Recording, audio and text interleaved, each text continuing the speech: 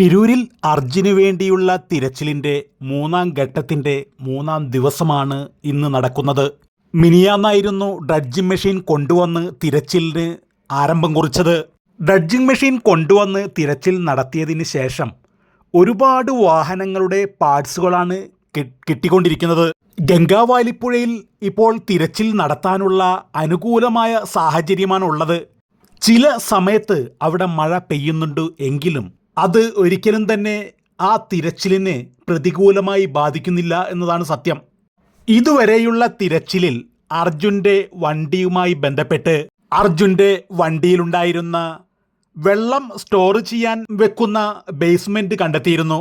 അതുപോലെ അർജുൻ ഓടിച്ചിരുന്ന വണ്ടിയിലുണ്ടായിരുന്ന മരത്തടികൾ കണ്ടെത്താൻ സാധിച്ചു. കൂടാതെ മരം കെട്ടാൻ ഉപയോഗിച്ചിരുന്ന കയറ് കണ്ടെത്താൻ സാധിച്ചു. ഇതൊക്കെയാണ് അർജുൻ്റെ വണ്ടിയുമായി ഗംഗാവാലിപ്പുഴയിൽ നിന്നും ഇതുവരെ ലഭിച്ചിട്ടുള്ളത്. പക്ഷേ അർജുൻ്റെ വണ്ടിയേക്കാളും മറ്റു വണ്ടികളുടെയും പല പല പാർട്സുകളും എൻജിനും ഒരുപാട് ലോഹക്കമ്പികളും ലോഹഭാഗങ്ങളുമൊക്കെ ഇപ്പോഴും തിരച്ചിൽ നടത്തുന്ന ഭാഗങ്ങളിൽ നിന്നും കണ്ടെത്തിക്കൊണ്ടിരിക്കുകയാണ്. മാത്രമല്ല ലക്ഷ്മൺ നായിക്ക് ഓടിച്ചിരുന്ന ഹോണ്ട ആക്റ്റീവയും കണ്ടെത്താൻ സാധിച്ചിട്ടുണ്ട്. കൂടാതെ ഡ്രഡ്ജിംഗ് മെഷീൻ കൊണ്ടുവരുന്നതിന് മുൻപുള്ള തിരച്ചിലിൽ അർജുൻ്റെ വണ്ടിയിലുണ്ടായിരുന്ന ജാക്കി ലിവർ കണ്ടെത്തിയിരുന്നു. അവിടെ തിരച്ചിൽ നടക്കുന്നുണ്ട് എങ്കിലും ഒരു തൃപ്തിയിലുള്ള തിരച്ചിലല്ല എന്നാണ് പലരും അഭിപ്രായപ്പെടുന്നത്. കൂടാതെ ഇന്നും ഈശ്വർ മാൽപേയെ ഗംഗാവാലിപ്പുഴയുടെ അടിത്തട്ടിൽ പോയി ഡൈവ് ചെയ്യാൻ അനുവാദം കൊടുക്കുന്നില്ല എന്നാണ് രാവിലെ അറിയാൻ സാധിക്കുന്നത്. അതിൻ്റെ കാരണം എന്താണ് എന്നും മനസ്സിലാവുന്നില്ല. മാത്രവുമല്ല, ഇനി അനുവാദം നൽകിയില്ല എങ്കിൽ നാളെ തന്നെ ഈശ്വർ മാൽപ നാട്ടിലേക്ക് തിരിച്ചു പോകും എന്നാണ് വ്യക്തമാക്കിയിരിക്കുന്നത്.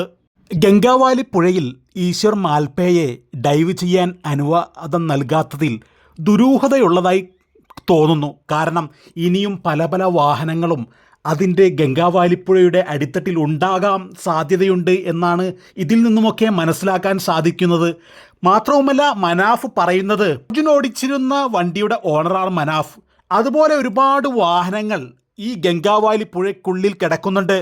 പക്ഷേ ആ വണ്ടികളുടെ ഓണർമാർ ആരും തന്നെ ഗംഗാവാലി ഷിരൂരിൽ വന്ന് നോക്കുകയോ അതുമായി അന്വേഷണം നടത്തുകയോ ഇതുവരെ ചെയ്തിട്ടില്ല എന്നാണ് മനാഫ് പറയുന്നത്. ഇതിലൊക്കെ തന്നെ പല പല ദുരൂഹതകളും ഉണ്ടെന്നാണ് മനാഫ് വെളിപ്പെടുത്തുന്നത്.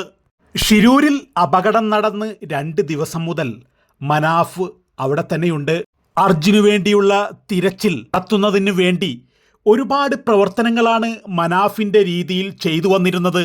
അതിൻ്റെ എല്ലാം ഫലമെന്നാണ് ഇപ്പോൾ ഡ്രഡ്ജിംഗ് മെഷീൻ കൊണ്ടുവന്ന് തിരച്ചിലും നടത്തുന്നത്. മനാഫിൻ്റെ ആത്മാർത്ഥ പ്രവർത്തനം ഇവിടെ എടുത്തു പറയേണ്ട ഒന്ന് തന്നെയാണ്.